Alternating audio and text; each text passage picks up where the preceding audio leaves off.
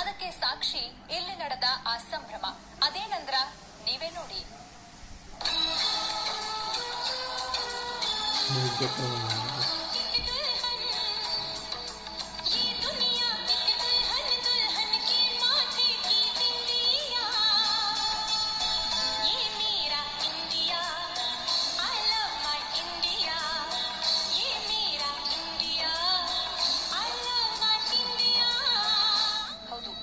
ಪ್ರಪಂಚದಲ್ಲಿ ಭಾರತೀಯ ಸಂಸ್ಕೃತಿಗೆ ಸರಿಸಾಟಿ ಇನ್ಯಾವ ದೇಶವೂ ಇಲ್ಲ. ಅಷ್ಟು ಶ್ರೀಮಂತ ನಮ್ಮ ದೇಶದ ಸಂಸ್ಕೃತಿ ಮಾರು ಹೋಗ್ತಿದೆ. ಈ ಮಧ್ಯೆ ಹಿಂದೂಸ್ತಾನದ ಆಚರಣೆಗೆ ವಿದೇಶಿಗರು ಮಾರು ಹೋಗುತ್ತಿರುವ ಸಂಖ್ಯೆ ಹೆಚ್ಚಾಗ್ತಿದೆ. ಇಂದು ವಿದ್ಯಾಕಾಶಿ ಧಾರವಾಡದಲ್ಲಿ ಇಬ್ಬರು ವಿದೇಶಿ ಮಹಿಳೆಯರು ಹಿಂದೂ ಧರ್ಮದ ದೀಕ್ಷೆ ಪಡೆಯುವುದರ ಮೂಲಕ ನಮ್ಮ ಸಂಸ್ಕೃತಿಯ ಮಹತ್ವವನ್ನ ಸಾರಿದ್ದಾರೆ.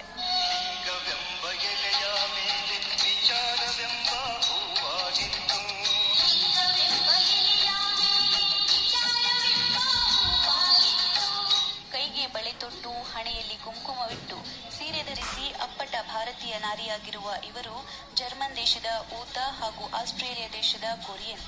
ಇವರಿಬ್ಬರು ನಮ್ಮ ದೇಶದ ಆಹಾರ ಪದ್ಧತಿ, ಭಾಷೆ, ವೈವಿಧ್ಯಮಯ ಆಚಾರ ವಿಚಾರಕ್ಕೆ ಮನಸೋತು ಕ್ರಿಶ್ಚಿಯನ್ ಧರ್ಮ ತೊರೆದು ಹಿಂದೂ ಧರ್ಮದ ದೀಕ್ಷೆ ಪಡೆದರು. ಇವರಿಬ್ಬರು ಧಾರವಾಡ ಮೂಲದ ಡಾಕ್ಟರ್ ಶಿವಾನಂದ ಹಡಗಲಿ ಹಾಗೂ ಬಸವರಾಜ್ ಹಡಗಲಿ ಎನ್ನುವವರ ಶ್ರೀಕೃಷ್ಣ ಯೋಗಾಶ್ರಮದಲ್ಲಿ ಆಯುರ್ವೇದ ಚಿಕಿತ್ಸೆ ಪಡೆಯುತ್ತಿದ್ದರು.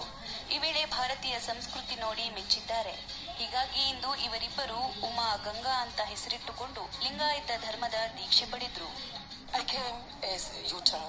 To the ashram 2 years ago. I always was connected to India. Anyhow, it started with the food, it started with the dress, it started with the culture. ಇನ್ನು ಕಾಶಿ ಜಗದ್ಗುರು ಶ್ರೀ ಡಾಕ್ಟರ್ ಚಂದ್ರಶೇಖರ ಶಿವಾಚಾರ್ಯ ಸ್ವಾಮೀಜಿಯವರು ಇವರಿಬ್ಬರಿಗೆ ಸಂಪ್ರದಾಯದ ಪ್ರಕಾರ ದೀಕ್ಷೆ ಪ್ರದಾನ ಮಾಡಿದ್ರು.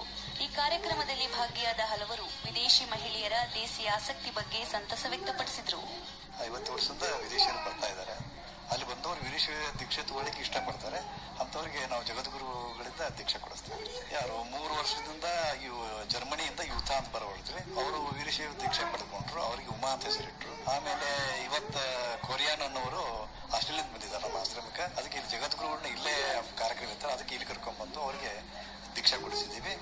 ಒಟ್ನಲ್ಲಿ ನಮ್ಮ ಭಾರತೀಯ ಯುವ ಪೀಳಿಗೆ ಪಾಶ್ಚಿಮಾತ್ಯ ಸಂಸ್ಕೃತಿಯನ್ನ ಹೆಚ್ಚಾಗಿ ಅವಲಂಬಿಸಿ ನಮ್ಮದೇ ಸಂಸ್ಕೃತಿಯನ್ನ ಮರೆಯುತ್ತಿದ್ದಾರೆ. ಅಂತಹದರಲ್ಲಿ ಭಾರತೀಯ ಸಂಸ್ಕೃತಿ ಬಗ್ಗೆ ವಿದೇಶಿಗರ ಆಸಕ್ತಿ ನಿಜಕ್ಕೂ ಮೆಚ್ಚಲೇಬೇಕು. Waseem Bhavemani, BTV news, Dharwad.